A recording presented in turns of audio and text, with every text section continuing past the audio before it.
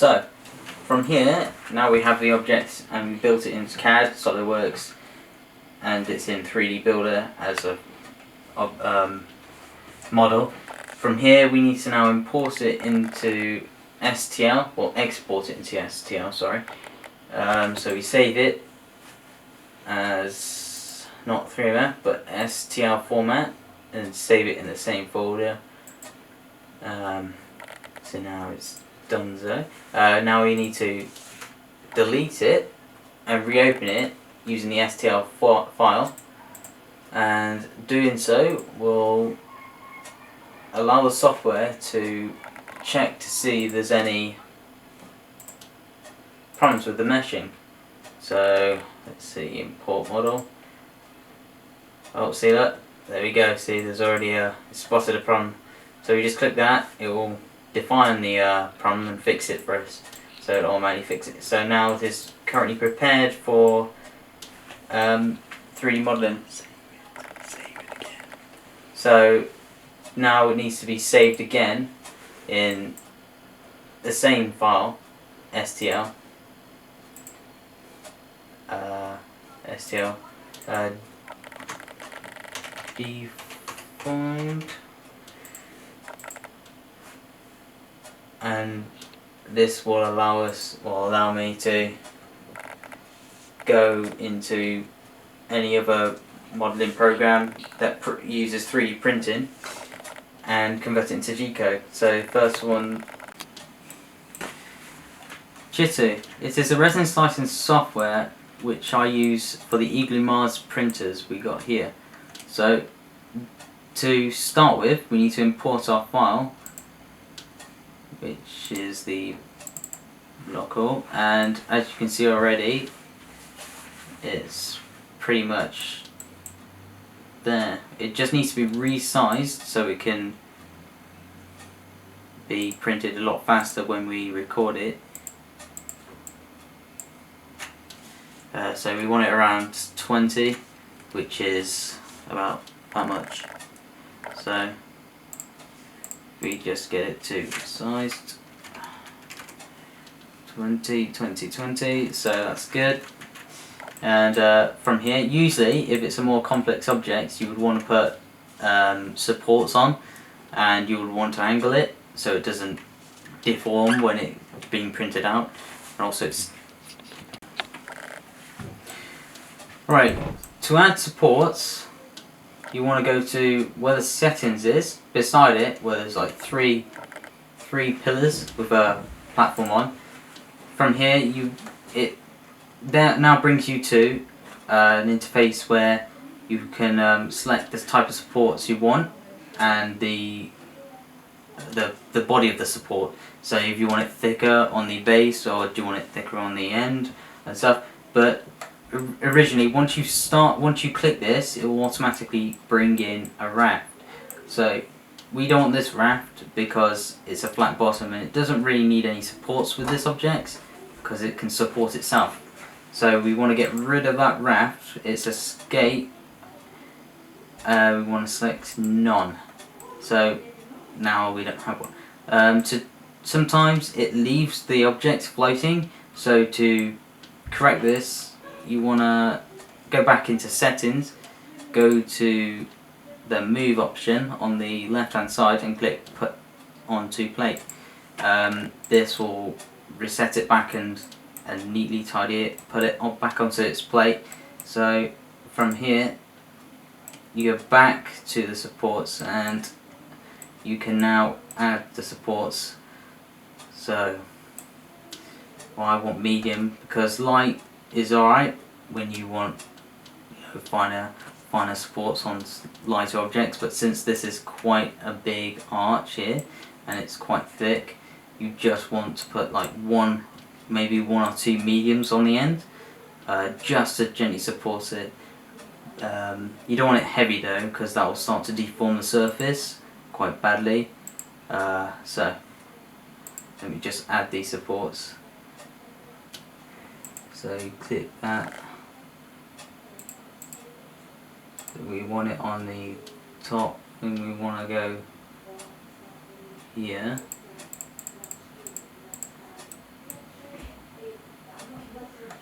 but this object might be too small to add supports though, so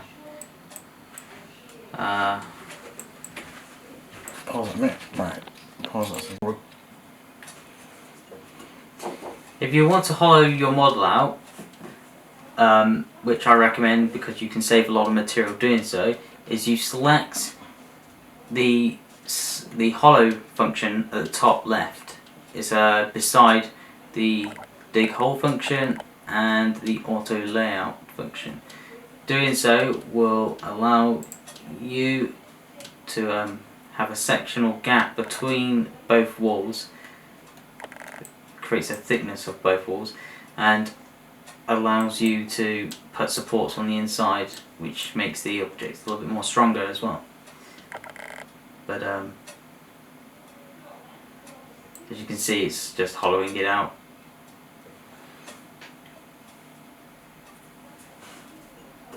Oh. I need to pause that. After you've imported your model and resized it and prepared it for ready so you can print, before you even print you need to make sure you've got it hollowed out to save yourself material time and time and costs with everything. So I've already pre-hollowed this out, so here is what it looks like. And as you can see, once we get to the bottom, there's a huge gap between the bottom on the inside and then the bottom on the outside. So here I would need to put some supports because it's going to be pretty weak once it starts to print out, and also there'll be nothing attached to it. So to do this, we go to the set. Right, to hollow your model, at the top right corner of your software, there you got some boxes in blue. The one on the furthest to the left, you've got a dig hole, and the one slightly to the right is, I just got the wrong way around, sorry. The one slightly to the left is hollow. You select hollow and select your thicknesses. You want them generally to be not too close to your walls. You want your walls to be slightly thick, or else they'll be just too thin and start to warp. So, and the precision, you don't really need to mess around as much. It's around about right where the program already sets it for you. You just start. You want it on the inner, not the outer as well. So here it's showing you the hollowing process, and now it's done. So, which is fairly fast, but as you can see, I just spotted some places where I need to add supports. But before I add supports, I need to add 2 holes, because when you come to print it, there'll be resin stuck inside the hollowed part. So to do this, I'm gonna just try and find the bottoms to make a safe area to place my hole. So around about there, really, I want to put my hole in the gap just on the just below the base plate in this area here. So to put a hole, you need to go to dig hole, which is next to hollow. Circle, yeah, your size is around about right, but you want to make sure your depth is just enough so it's just past the thickness of the wall here. Yeah, so let me just click add hole. You can keep the hole, which allows you to have a plug, so you can plug the hole back in. So you can use a plug to hold back in so it flush, but we'll just keep it so we don't have one, because yeah. So around about there, really, what you want is one on one side and one on the other, so you can have air going in as you clean it out, because it will create a vacuum and it becomes harder to clear. So around about there, it's close, but it's alright. So now we have a system where the resin can come out and you can clean on the inside.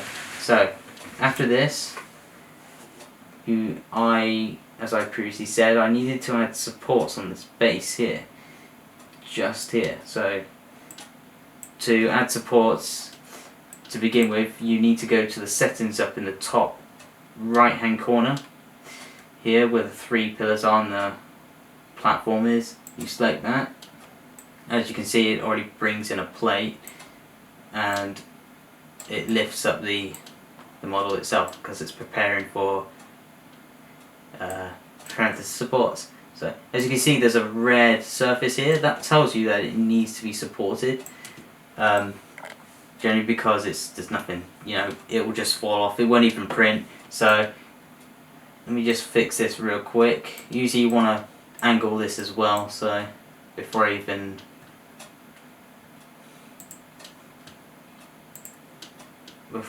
do anything, just yeah. Let me just angle it so it's just around 45 to 35 degrees. So then you can have more supports on one surface, so it's structurally more sound. Rather than a flat, it potentially could just, you know, they all don't stick and it just doesn't print and falls off. So now to add the supports, let me do the underneath first before I do the inside actually. So there's obviously what you want is some heavy ones first, and usually around the edges of your model. So we put one there, put one there, one there, and one there. And then you want some light ones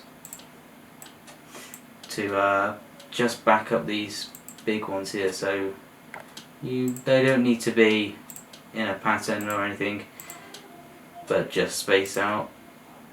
Maybe some on this edge here as well, because this is the first thing that will be printed aside with the raft. But we just get it done. There we go. And the inside doesn't need to look pretty, as long as it is supported and there is no way. But the smaller these are, the less deformed this surface will look as well. So yeah. Go. But this is one method you can take, but not the safest. So the other method is you can automatically do this. So if I get rid of all, or remove all, add the raft again. So add an auto. This is it automatically doing it. There you go. So just to make sure this it's automatically done it, and it's equally spaced out, but you can see some areas where it could potentially fail. So if I go down here to this first surface where we printed, you can see there's only 3 supports, and this corner here has no supports at all. So this will just either warp or just potentially break here. So let me just line it up so I can actually see it properly. So this is one method, but not the most practical. So we go back to adding supports, so remove all, and do it manually. So we add our raft,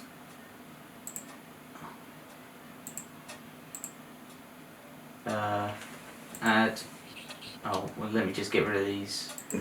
Just alright, let me get rid of all, remove all. Alright, so now we need to add raft back because we've just removed it. To do this, you need to come out and go back into settings, and then go back into the supports settings, and it will come back instantly. So, but now we need to add our supports. So you can just add them randomly like that, but initially what you want to do is go down and do it layer by layer. So the first layer that gets printed is this one here. Very small and fine, but it's the first one, and if it's not supported well, then it won't get printed. So initially what you want is either moderate or big on the end ones, but you've got to be very sparingly with the big ones, especially if you use them a lot on one surface, because it will start to deform the edges and potentially damage the part surfaces.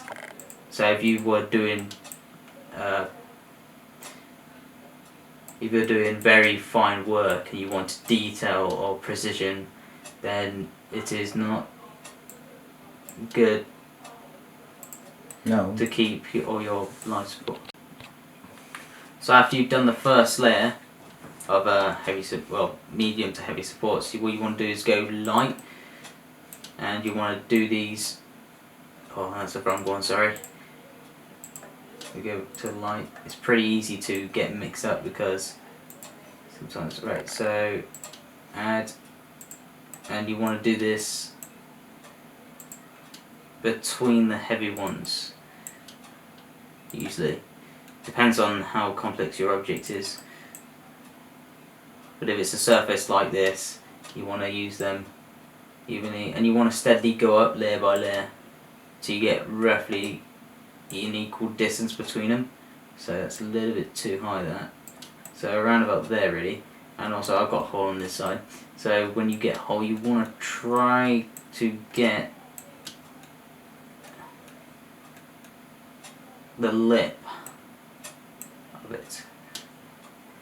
So there. That should be okay. And also I've got the inside, but I'll do that after I've done the outside. So now we do this one.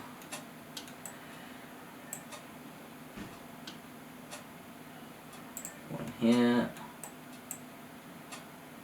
One here. One here. One here.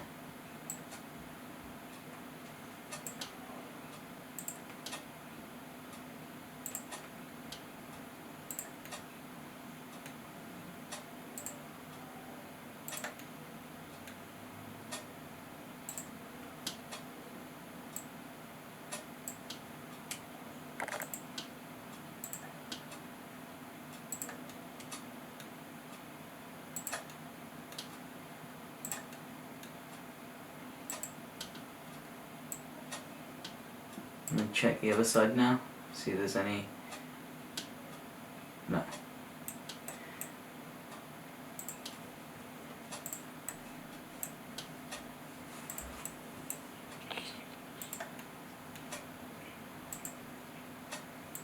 Go. Right, since now we're getting close to halfway, well, we kind of slightly passed it, but what we want to do is add heavy ones. This will back up the supports, especially if it's because it's in the center. So we want to go to heavy, add one on the corner, one on the corner, and maybe one in the middle. So this now will support the object. So because it's front heavy almost, because it's tilted, so it's it's gonna not rip off. Right. So we go back to light, go up to the next layer. Check the front still. So we probably might need to add probably 2 light supports on the front. But if we continue just doing this, look up, yeah, one there, one there, one there, and there, and there.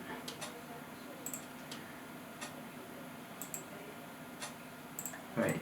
And now we should be coming to the end, yeah. So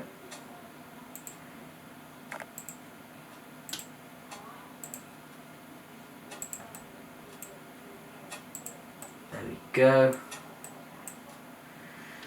Right.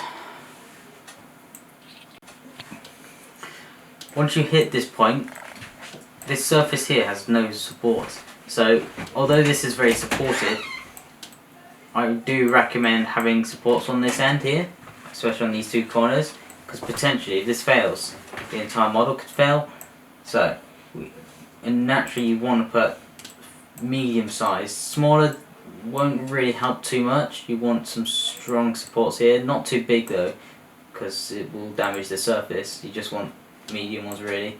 So now if we go up a little bit more, keep going up, see, so we've got this hole here now that needs to be supported almost, but let me just check. So keep going up. This corner here, these two corners need to be supported as well. So just put one here, one here. There we go. So now that's supported on that angle. And we just need to do this hole here, and let me just check inside. No.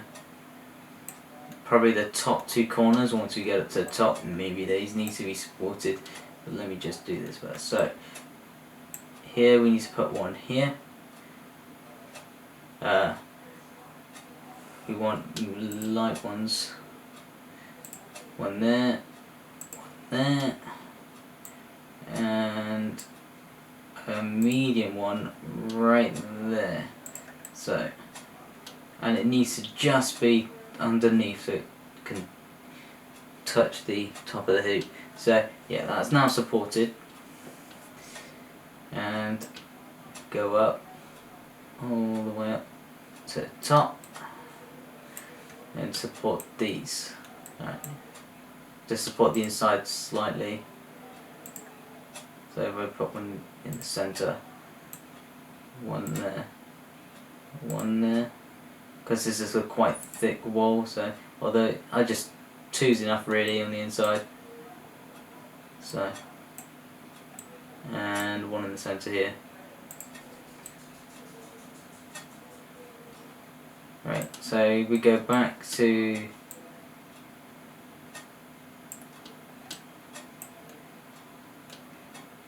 in here now what I said a while ago to support this area. This needs to be supported because look how thick this gap is. If it gets printed out, there's no way this is going to get supported by its own means. So we need to add medium supports on the corners, and these supports will be hidden because it's on the inside. So if I can just add these supports, maybe like, alright, so that's much better.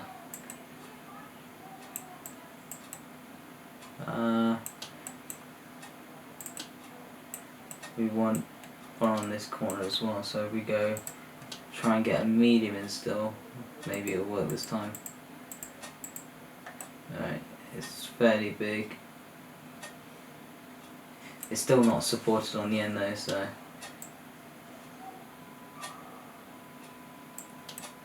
there's the first layer.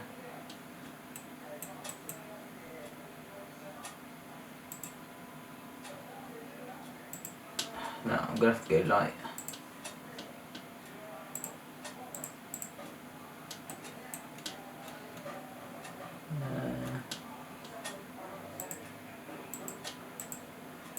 Let me just get rid of the medium one.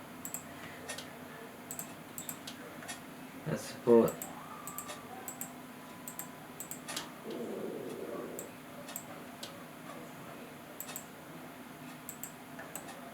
It's not to be supported on the end. Go. Alright, so I was having a problem with putting these in, as you can see. So what you need to do to resolve this is you need to change the supports themselves. They have a setting of the top, which is the top of the support. So we go and find these. So the top is this bit, and we have the middle. So the middle is this bit, and the bottom is the foot. So in here, it's very hard to get the right support. So what we need to do is shorten and shrink the support quite fairly so it can actually fit in here and, you know, put itself in a comfortable position, because originally it was struggling. So what I've done, what I need to do is shrink the thickness of the bottom one and have one leg. So if I put one down over here, so it's got one leg, because if we add multiple legs, it will try and find 3 points of where to put it. If we just have one, it can solely focus on finding come from one point, so it could put it there, or there on this wall, or there, but it's the closest comfortable point. So we got it on one. We need to change the middle diameter as well. So as you can see, it's a very small point, but you want to go as small as you can, but big enough so it does not snap when it's being printed. So although the head is fairly big and it's merged with the body, it still needs to be a moderate size so it can support the itself. So the top bit, what I recommend is not having a nib, because that could also damage. If you do it on the outside, you can see these here. These could potentially damage it. If you don't have nibs, then it reduces the risk of having your modelled surface damaged, because it won't leave the circular, like the spheres on the ends when you take them off. But yeah, now that's resolved, I'm going to add supports steady, evenly on the inside. A little bit awkward, just move myself around. It needs one more in here on this layer, around there. Let me check, maybe one there, maybe one there. Now we go up, up there, and add some more. Potentially we could add some on this side here evenly, so we just, now we got room to play with, we can evenly put these out.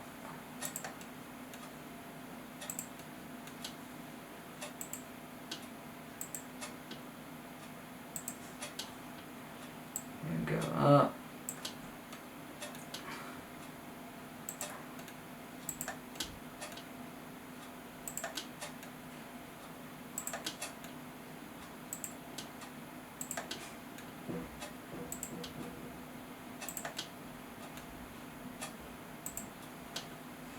Up it again until we get this all covered.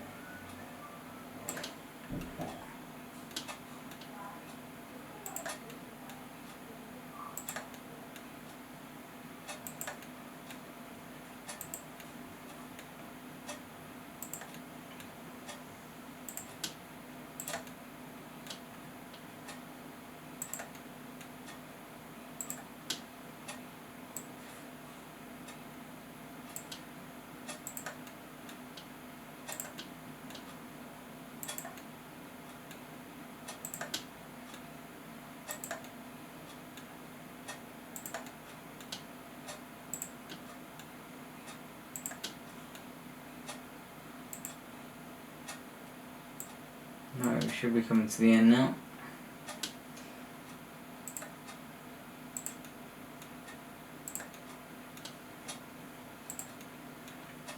I will add one in there.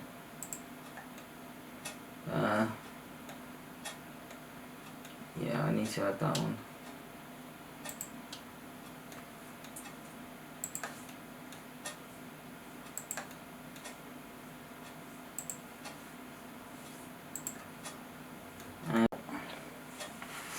and I need to add some on the inside here, so we just go here because this needs to be supported. Go up between here, and between here, one there, one there, one there. We go out, turn around, get back in, and do the other side. So one there,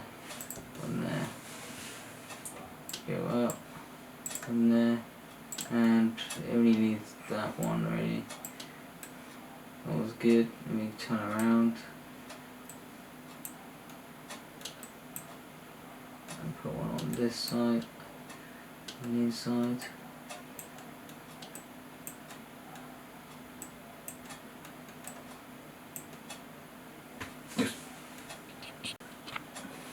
Yeah, and once you've done this, once I've done this side, I need to go to doing this side. Occasionally I need to put it on this side because potentially it could also fail on here. So, like, put one there, one down there, one down there, one over there, and one over here, one up here, here, here, zoom in, zoom out, and keep going up, so right about there, look down, there's enough space to put some more in, so there, there, there, there, and there, you going up, that's fair enough now, so, and maybe on this face here, so if I go here and on the inside, but it might look like it'd be fine, so alright, it looks good now. So with that being all supported, we can now move on to seeing the slicing software and checking out if it's in the right resin printing settings and the right printer. So we leave the support settings and go back to the model settings. We can then go to the settings in the settings that's above the slice bar, and in here you can see the printers that are listed. What you want is these are already pre-done, so we can choose between Serious Blue, which is a clear blue, black, which is ABS, and the grey one, which is the one this model is going to be using. On here, on this settings, you've got the machine settings, so they will all have the same settings because they're E-glue Marses. You've got E-packs, but we're going to be using E-glue Marses for this one. You've got the resin, so this is where it becomes different for each one. We'll be using the grey one, so and then you've got the print. Here here is the settings for the printer. So you've got the layer height. So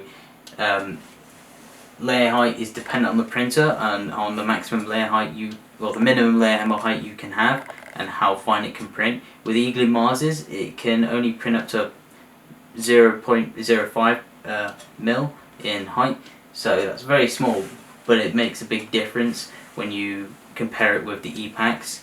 So because the E-pack can print in really finer details, so it can go up to 0.01 in height, which is for the detail like modelling, and it gives you finer, so you can do jewellery and such. But with the E-glue Mars, it's more of a modelling and prototyping really for what we want. You've got also on the settings, you've got the bottom layer count, the exposure time, which is the amount of time it takes per layer. So you've got the amount of UV that gets blasted on that layer. You've got the bottom exposure time, got the delay, light off delay, and the bottom light off delay. So you've got infill, we have none on here, so, and you've got the advanced but what you really need to focus on is the resin, the print, and the machine type. That's what we focus on. Right, so since we've got it all selected, we've got Eagle Mars 1, which is the grey. We can now go to doing the slicing. So we click slice.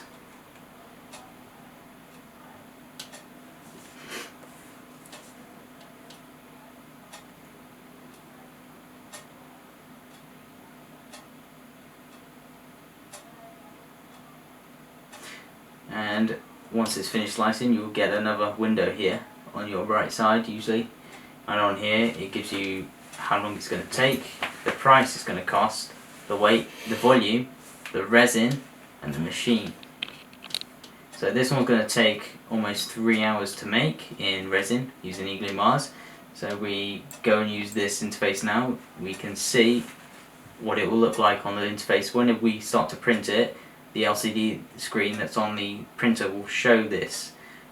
So starting from the bottom layer and working our way up to the top. And yeah, so this interface will also show all the supports. The supports are all the little circles. So what we do is then save this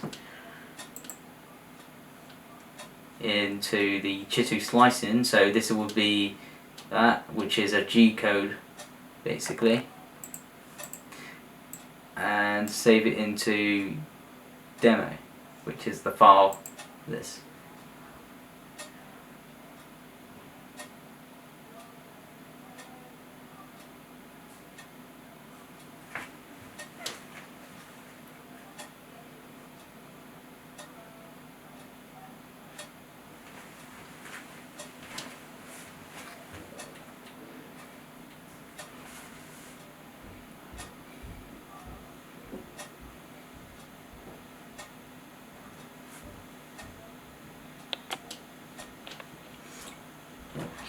So now I need to say